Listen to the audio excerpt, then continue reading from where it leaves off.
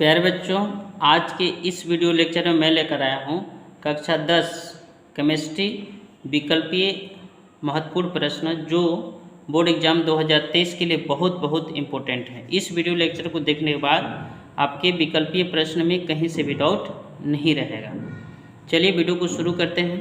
पहला विकल्पीय प्रश्न है Fe2O3 + 2L arrow Al2O3 + 2Fe अभिक्रिया किस प्रकार का है? संयोजन अभिक्रिया, द्विविस्थापन अभिक्रिया, वियोजन अभिक्रिया, विस्थापन अभिक्रिया। चलिए पहले समझते हैं, उसके बाद संयोजन अभिक्रिया क्या होता है। जैसे मान लीजिए हमारे पास बिना बुझा हुआ चूना है, उसकी क्रिया जो है जल से करा देते हैं, तो उसकी क्रिया जल से कराते हैं तो बुझा हुआ चूना प्राप्त होता है COH का वोल्टवाइज प्लस उष्मा भी साथ में मिलता है, उष्मा मिलता है। तो संयोजन अभिक्रिया का मतलब होता है कि जब दो या दो से अभिकारक आपस में मिल करके सिर्फ एक ही प्रकार के उत्पाद बनाएं तो उसको कहते हैं संयोजन अभिक्रिया। तो इसमें देखिए ये संयोजन अभिक्रिया नहीं है। क्यों? क्योंकि Fe2O3 + 2L मिलकर के एक प्रकार के उत्पाद नहीं बना रहे हैं। देखिए अलग अलग उत्पाद बना रहे हैं तो ये संयोजन अभिक्रिया नहीं हो सकता है। द्विविस्थापन अभिक्रिया क्या होता है? पहले विस्थापन अभिक्रिया समझते हैं। विस्थापन अभिक्रिया क्या होता है?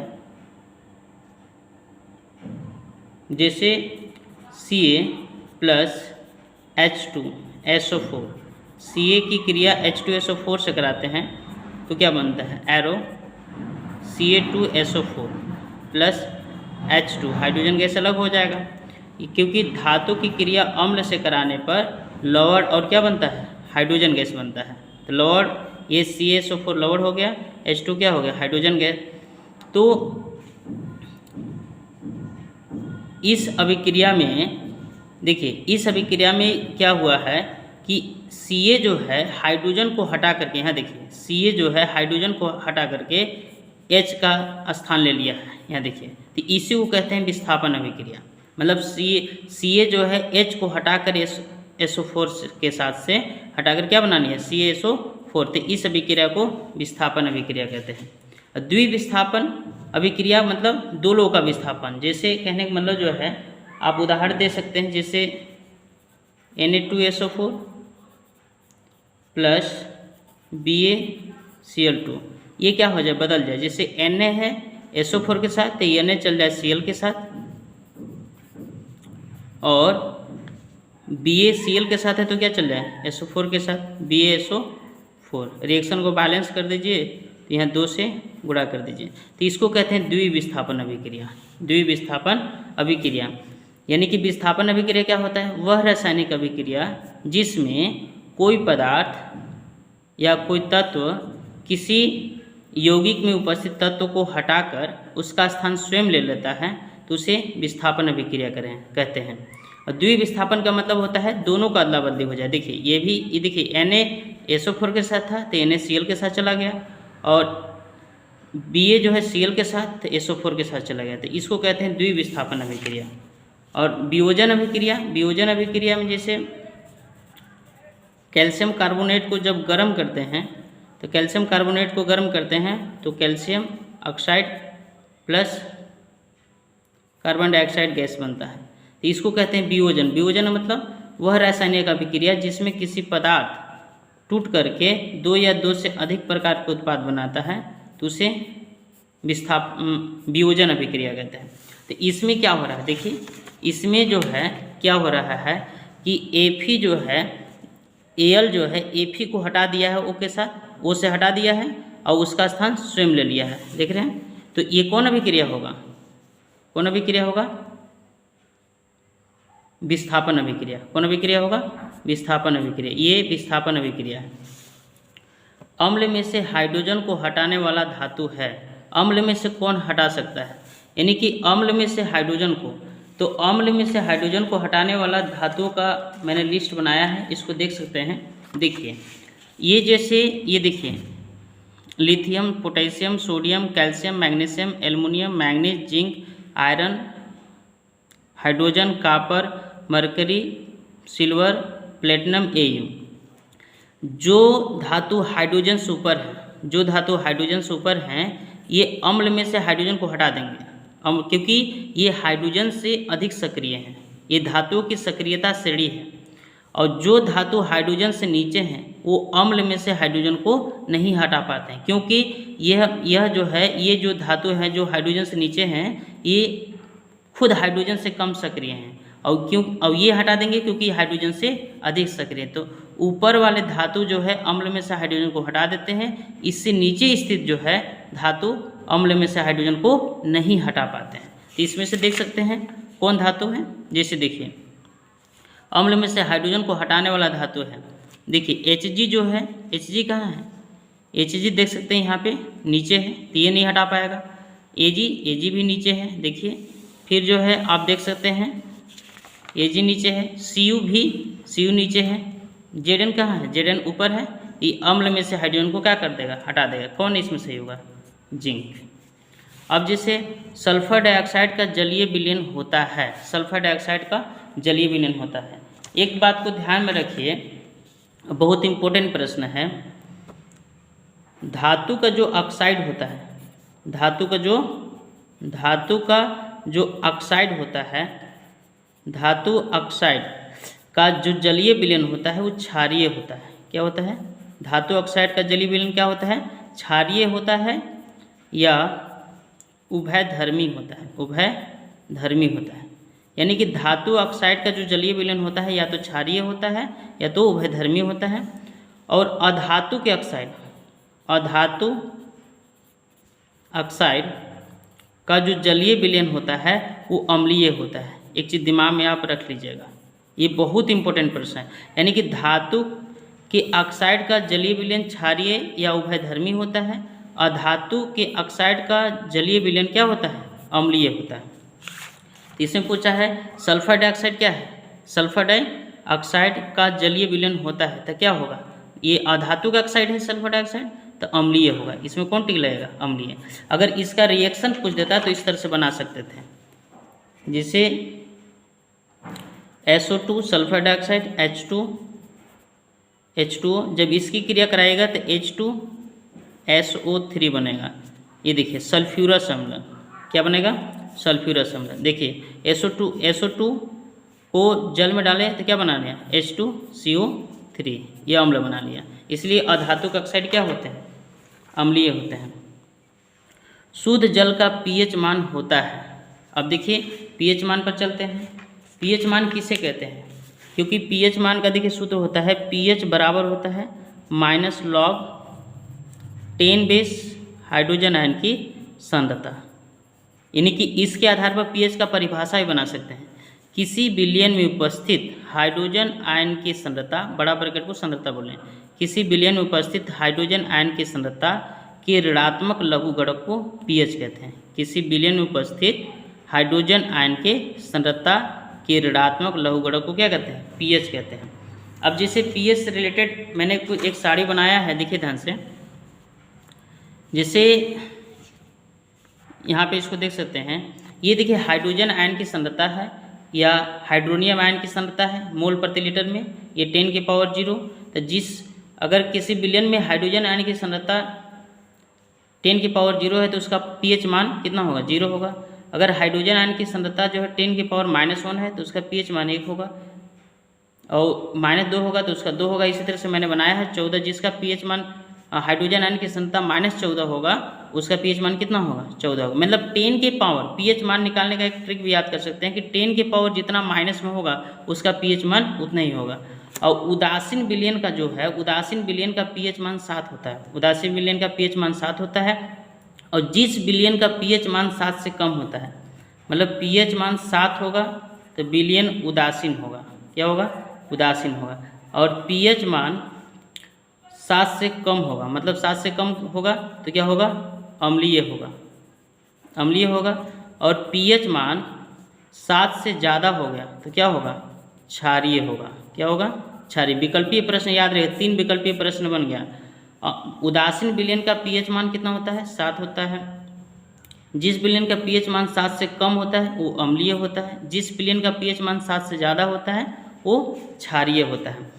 और जिस मतलब जो है जिस अम्ल का pH मान जितना कम होगा, जितना कम होगा उसमें अम्लीय गुण उतना ही ज़्यादा होगा। जैसे मान लीजिए हमारे पास 3 अम्ल दिए हैं जिसका पीएच मान 1 है, 2 है, 3 है और 4 है। इसमें पूछा कि सबसे ज़्यादा अम्लीय कौन होगा, तो इस सबसे कम पीएच मान कौन है, 1 है, तो ये सबसे ज़्यादा अम्लीय होगा। अब जैसे किसी क्षार में दे दिया कि पीएच मान 8 है, 9 है, 10 है, 11 है, तो किसका पीएच मान मतलब कौन ज़्यादा प्रबल क्षारीय होगा, तो जिसका पीएच मान जितना ज़्यादा होगा वह उतना ही क्या होगा, क्षारीय होगा। ठीक, यहाँ पे मैंने लिखा है कि क्षारीय गुण का बढ़ता क्रम, अम्लीय गुण का बढ़ता क्रम। जिस विलयन का पीएच मान 7 होता है उसका पीएच मान 7 होता है, वो उदासीन विलयन होता है। शुद्ध जल जो होता है उदासीन होता है। शुद्ध जल कितना होता है, उदासीन होता है, तो उसका पीएच मान कितना होगा, 7 होगा। शुद्ध जल का पीएच मान कितना होता है, 7 होता है। यानी कि निम्नलिखित में अम्लीय लवण है, निम्नलिखित में अम्लीय लवण है, यानी कि जिस लवण में हाइड्रोजन आयन होता है, जिस लवण में क्या होता है, हाइड्रोजन आयन होता है, उसे अम्लीय लवण कहते हैं। क्योंकि अम्ल का पहचान है H+, तो जब इसको तोड़िएगा तो इस पर प्लस आएगा, इस पर माइनस आएगा, इस पर 1 प्लस आएगा, इस पर 2 माइनस होगा, तो H+ निकले नहीं, तो ये अम्लीय लवण है। यानी कि इसमें कौन सही होगा, B सही होगा। पाचन के दौरान उत्पन्न जठर रस की पीएच मान होती है 7 से कम। जठर रस की पीएच मान कितना होती है, 7 होती है, क्योंकि जठर रस अम्लीय प्रकृति का होता है। 1 बिलियन में हाइड्रोक्साइड आयन का सांद्रण 1 × 10⁻12 मोल प्रति लीटर है। इसका पीएच मान क्या होगा, तो अब देखिए निकालते हैं। देखिए अब जानते हैं हाइड्रोक्साइड आयन का जो सांद्रण दिया है, वो हाइड्रोक्साइड आयन का जो सांद्रण दिया है 1 × 10⁻12 मोल प्रति लीटर है। तो अब जानते हैं POH बराबर होता है -log 10 हाइड्रोक्साइड आयन की सांद्रता। तो -log 10 हाइड्रोक्साइड आयन की सांद्रता मल्टीप्लाई में 1 का कोई मतलब नहीं है, 10⁻12 हो जाएगा, तो ये बाहर आ जाएगा। तो -1 -12 log 10/10, और log 10/10 का मान कितना हो जाएगा, 1 हो जाएगा, तो माइनस माइनस पूरा प्लस हो जाएगा, तो 12 हो जाएगा। अब देखिए हम ये POH निकला है, हमें pH मान पूछा है, तो हम जानते हैं pH प्लस POH का योग जो होता है 14 होता है। कितना होता है, मतलब pH और POH का योग कितना होता है, 14। याद रख लीजिएगा विकल्प के लिए। तो यहाँ पे pH और POH कितना pH और POH 12 रख देंगे, तो ये जाकर उधर घट जाएगा, तो कितना आ जाएगा, 14 में से 12 घटाइए तो 2। pH मान कितना होगा, इसमें 2 होगा।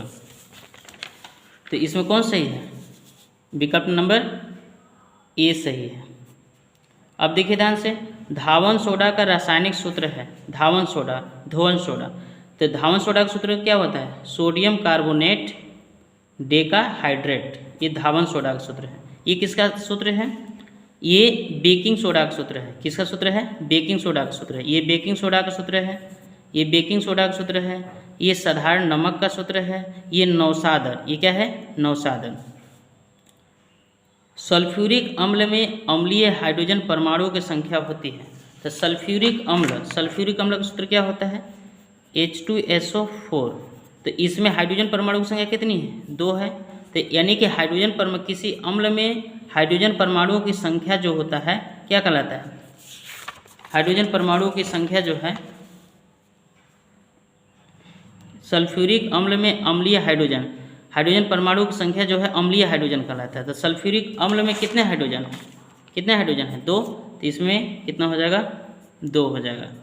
अब उसी तरह से HCl रहता, तो HCl में हाइड्रोजन कितना है, 1 है, तो इसमें अम्लीय हाइड्रोजन परमाणु संख्या कितनी होती है, 1। विरंजक चूर्ण या ब्लीचिंग पाउडर का सूत्र है, तो देखिए Na2CO3 × 10H2 ये धावन सोडा का सूत्र है।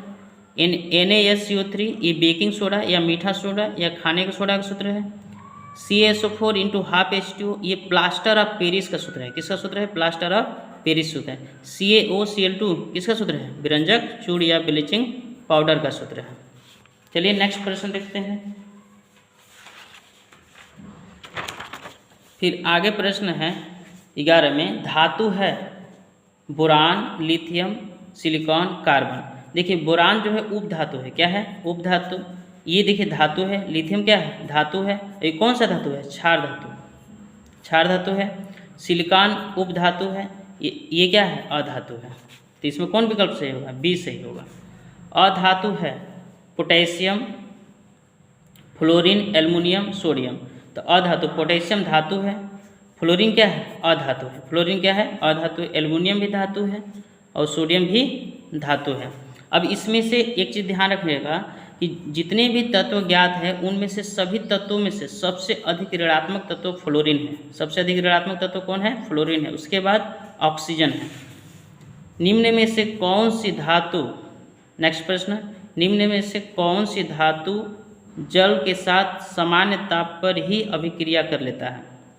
कॉपर जल के साथ अभिक्रिया नहीं करता है सामान्य ताप पर, आयरन भी नहीं करता है, मैग्नीशियम भी नहीं करता है, कौन करता है सोडियम। क्योंकि सोडियम जितने भी उपस्थित हैं सभी से सक्रिय धातु है। क्योंकि अभी सक्रियता श्रेणी आपने देखा था, सक्रियता श्रेणी देख करके समझ सकते हैं कि इसमें देखिए सोडियम कहाँ है, सोडियम देखिए यहाँ है एस में। तो सोडियम देखिए लिथियम और पोटेशियम के बाद सबसे सक्रिय धातु कौन है आपका सोडियम है। तो ये सोडियम जो है सामान्य ताप पर किससे क्रिया करता है, सामान्य ताप पर जल से क्रिया करता है। तो इसका अगर रासायनिक समीकरण पूछता तो सोडियम जल के साथ सामान्य ताप पर जब क्रिया करता है तो क्या बनाता है सोडियम हाइड्रोक्साइड और प्लस हाइड्रोजन गैस प्लस उष्मा बनाता है। क्या बनाता है उष्मा बनाता है। ये देखिए ये सोडियम है। तो सोडियम जल के साथ क्रिया करके क्या बनाता है, सोडियम जल के साथ क्रिया करके सोडियम हाइड्रोक्साइड यानी कि कास्टिक सोडा और क्या बनाता है हाइड्रोजन गैस बनाता है। रिएक्शन को बैलेंस कर सकते हैं। तो यानी कि इसमें कौन सही है, इसमें विकल्प डी सही है। कौन सही है, डी सही है। निम्नलिखित में से कौन सी धातु अम्ल से हाइड्रोजन विस्थापित करती है। तो यानी कि जो विद्युत रासायनिक श्रेणी में जो हाइड्रोजन से ऊपर है, देखिए ये हाइड्रोजन से नीचे है, ये भी नीचे स्थित था, ये भी नीचे स्थित था, ये सिर्फ ऊपर है। तो अम्ल में से हाइड्रोजन को क्या कर सकता है हटा सकता है। कार्बन परमाणु की संयोजकता होती है। तो कार्बन परमाणु का परमाणु क्रमांक 6 होता है, इलेक्ट्रॉनिक विन्यास 2,4 होता है। इसको 8 पूरा करने के लिए कितना चाहिए इलेक्ट्रॉन 4 चाहिए। तो जितना इलेक्ट्रॉन अष्टक पूरा करने के लिए जितना इलेक्ट्रॉन चाहिए यह इलेक्ट्रॉनों की संख्या उसकी क्या कहलाती है संयोजकता कहलाती है। तो कितना चाहिए 4 चाहिए। ये कितना होगा डी सही होगा इसमें। प्रोपेन का आणविक सूत्र है इनमें, प्रोपेन का आणविक सूत्र है इनमें 10 सहसंयोजक कार्बन, 7 सहसंयोजक कार्बन, 8 सहसंयोजक कार्बन, 9 सहसंयोजक कार्बन। चलिए देख लेते हैं। प्रोपेन में 3 कार्बन होंगे। प्रोपेन कह रहा था 3 कार्बन एकल बॉन्ड से जोड़ दीजिए। एक कार्बन को 4 बॉन्ड चाहिए, तो 4 बॉन्ड चाहिए तो 4 को हाइड्रोजन देखिए, एक यहाँ से ले लिया है, एक हाइड्रोजन को यहाँ देखिए, एक ए और एक ये होगा। इसको कितना चाहिए 2 चाहिए, इसको कितना चाहिए 3 चाहिए, इसको कितना चाहिए, इसको हो गया 3, इसका देखिए इसका भी 4 बॉन्ड हो गया, इसका भी 4 बॉन्ड, इसका भी 4 बॉन्ड। गिनिए 1 2 3 4 5 6 7 8 9 10, यानी कितने सहसंयोजक का बंधन बन रहा है 10। कितना 10, ये सही है इसका। फिर आगे लिखा है बक मिनिस्टर फुलरीन एक अपरूप है। फुलरीन हीरा ग्रेफाइट किसका अपरूप है कार्बन का, किसका कार्बन का अपरूप है। एसिटिक अम्ल का आईपीएसी नाम है एसिटिक अम्ल। तो एसिटिक अम्ल का सूत्र क्या होता है CH3COOH। तो इसमें कई कार्बन है पहले गिनिए 2 कार्बन, 2 कार्बन को एथ कहते हैं। और इसकी संरचना से थोड़ा समझते हैं, संरचना देखते हैं। इसकी संरचना भी आपसे पूछा जा सकता है एसिटिक अम्ल का। देखिए EC के साथ कई कार्बन हाइड्रोजन जुड़े हैं, 3 हाइड्रोजन को मैंने एकल बॉन्ड से जोड़ दिया। फिर यहाँ पे C को एकल बॉन्ड से जोड़ा, यहाँ पे एक ऑक्सीजन जो है इससे डबल बॉन्ड से जुड़ता है। और फिर इसमें जो है एक OH, ये देखिए संरचना है। तो कार्बन परमाणु के बीच कौन बॉन्ड है एकल बॉन्ड है। तो एथ में N जोड़ देंगे क्योंकि एकल बॉन्ड का अनुलग्न N होता है, डबल बॉन्ड का अनुलग्न इन होता है, ट्रिपल बॉन्ड का आइन होता है। तो एथ में N जोड़ेंगे क्या हो जाएगा एथेन। और COOH का अनुलग्न ओइक अम्ल होता है, तो क्या हो जाएगा एथेनोइक अम्ल, एथेनोइक अम्ल। तो यानी कि इसमें कौन सही है? एथेनोइक अम्ल, इसमें एथेनोइक अम्ल है। एसिटिक अम्ल, प्रोपेनोइक अम्ल में, प्रोपेनोइक अम्ल का सूत्र ये होता है CH3CH2COOH, ये प्रोपेनोइक अम्ल का।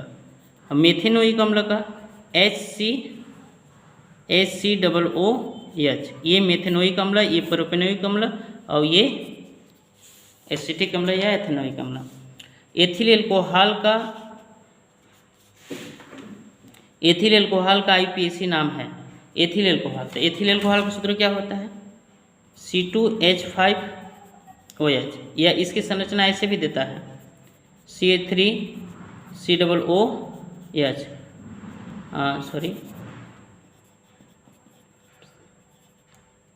CH3CH2OH, ये एथिल एल्कोहल का सूत्र है। क्या कार्बन है?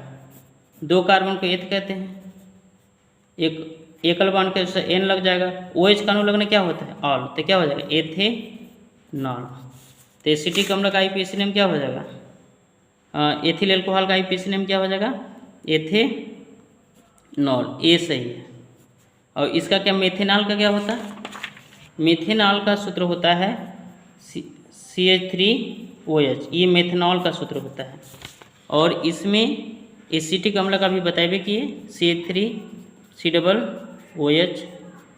फिर उसके बाद एथेनोइक अम्ल, एसिटिक अम्ल एथेनोइक अम्ल का सेम सूत्र होता है। फिर उसके बाद आगे चलते हैं। निम्नलिखित में से किस यौगिक में कीटोनी समूह उपस्थित है? कीटोन का देखिए ये पहचान होता है C+O, इधर भी कार्बन वाला ग्रुप जुड़ा होगा, इधर कार्बन वाला ग्रुप जुड़ा रहेगा, इधर भी कार्बन ग्रुप जुड़ा रहेगा।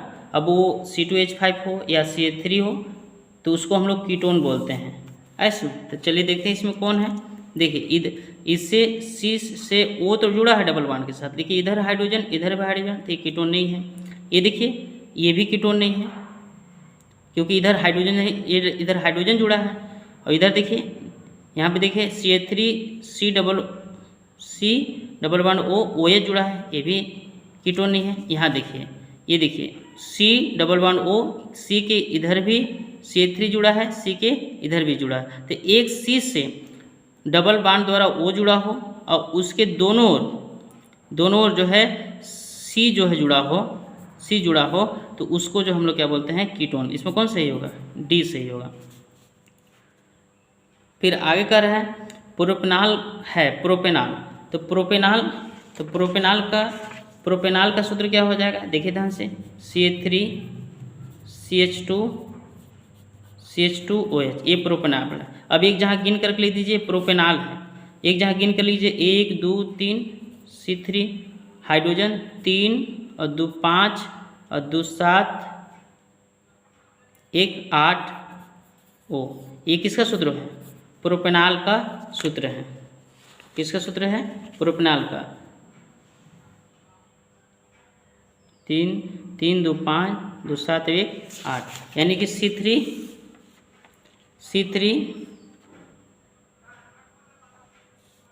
क्या लिखा है? प्रोपेनॉल। तो प्रोपेनॉल का सूत्र है 3 2 5 2 7 1 8। C3, हाँ ये देखिए OH को अलग रखा है, तो यहाँ पे OH अगर रहने देते हैं तो कितना होगा? ये 7 होगा। तो यानी कौन होगा? ये देखिए प्रोपेनॉल का सूत्र है। ये गलत है, ये 2 कार्बन है तो ये 2 कार्बन है तो एथी होगा, और ये 3 कार्बन है तो ये भी गलत है। अब देखिए आगे करते हैं कंटिन्यू। प्राकृतिक गैस का मुख्य अवयव है, प्राकृतिक गैस का मुख्य अवयव। तो प्राकृतिक गैस का मुख्य अवयव क्या होता है? मीथेन। मीथेन का आपसे सूत्र पूछ देते क्या होगा? CH4, एथेन का C2H6, प्रोपेन का C3H8 और ब्यूटेन का C4H10, ये ब्यूटेन का सूत्र है। निम्नलिखित में से कौन सा तत्व द्वितीय समूह का तत्व है? द्वितीय समूह का तत्व है।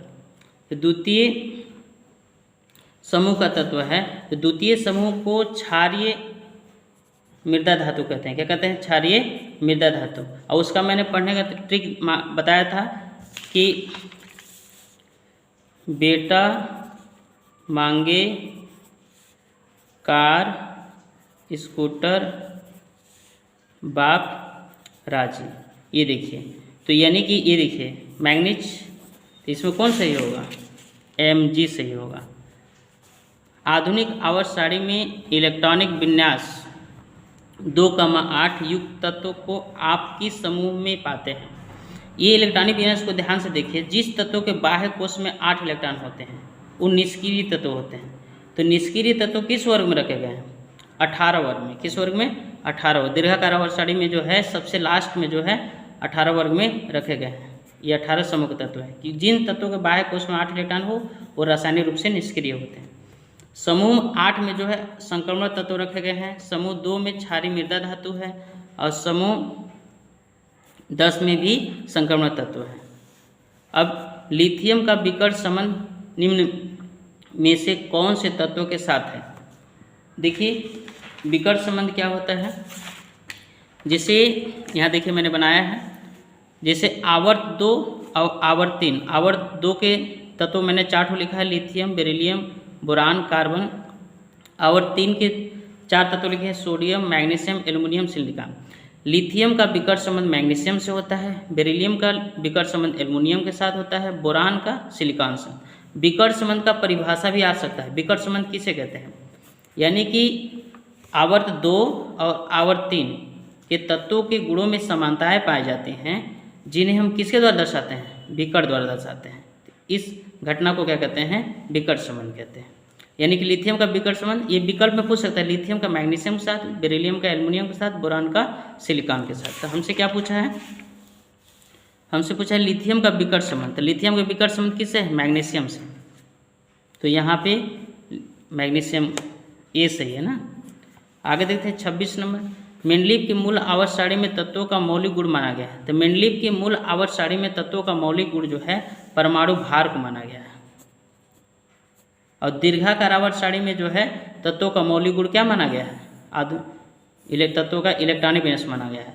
और मेंडलीव के संशोधित आवर्त सारणी जो था उसमें तत्वों का मौलिक गुण क्या माना गया है? परमाणु क्रमांक। लेकिन हमसे क्या पूछा है? तो मेंडलीव की मूल आवर्त सारणी, तो मेंडलीव का मूल आवर्त सारणी जो है तत्वों का मौलिक गुण जो है परमाणु भार को मानकर दिया गया है। निम्नलिखित में सजातीय श्रेणी युग्म है। तो सजातीय श्रेणी किसे कहते हैं? कार्बनिक यौगिकों की ऐसी श्रेणी जिसमें सभी सदस्य बढ़ते हुए अणु भार के क्रम में रखे गए हों और उनमें समान क्रियात्मक समूह हो, उनके गुणधर्म भी समान हो। तो इसमें देखिए ये एल्केन है और ये एल्कीन है। तो एल्केन है, एल्कीन है, तो सजातीय श्रेणी में तो नहीं आएंगे। ये देखिए एल्कोहल है और ये एल्डिहाइड है, तो ये भी सजातीय श्रेणी नहीं है। ये देखिए एल्डिहाइड है, ये भी एल्डिहाइड है, और ये एल्कोहल है, ये ईथर है। यानी कौन सजातीय श्रेणी है? सजातीय श्रेणी में जिसमें समान क्रियात्मक समूह हो और क्रमागत सदस्यों में CH2 परमाणु का अंतर हो। तो इसमें देखिए एक C, इसमें 2 तो 1 C एक्स्ट्रा है, और यहाँ इसमें 2 हाइड्रोजन, इसमें कितना है? देखिए 4 है तो 2 एक्स्ट्रा है। अपच उपचार करने के लिए निम्न में से कौन सी अपच उपचार करने के लिए निम्न में से कौन सी औषधि का उपयोग करते हैं? तो एंटासिड का, किसका? एंटासिड का, प्रति अम्ल का करते हैं। आधुनिक आवर्त सारणी का प्रतिपादन करने वाले वैज्ञानिक हैं प्राउट नहीं है, न्यूलैंड नहीं है, मेंडलीव नहीं है, मोजले। कौन है? मोजले है। अब देखिए लास्ट प्रश्न, यौगिक इतना का नाम है, कै कार्बन है? 3 कार्बन है। 3 कार्बन को क्या कहते हैं? प्रोप कहते हैं। 3 कार्बन क्या कहते हैं? प्रोप कहते हैं। एकल बंध सब जहाँ है तो N लग जाएगा, प्रोपेन होगा। और CHO का अनुलग्न जो होता है अल होता है, तो प्रोप में अल जोड़ो तो क्या है? प्रोपेनल। क्या होगा? प्रोपेनल। इसमें कौन सही है? प्रोपेनल, यानी कि ए सही है। इस प्रकार जो है 30 इम्पोर्टेंट प्रश्न हम लेकर आए हैं, और इस वीडियो को आप देख लेंगे अच्छे से तो सारा प्रश्न बोर्ड एग्जाम में कर लेंगे।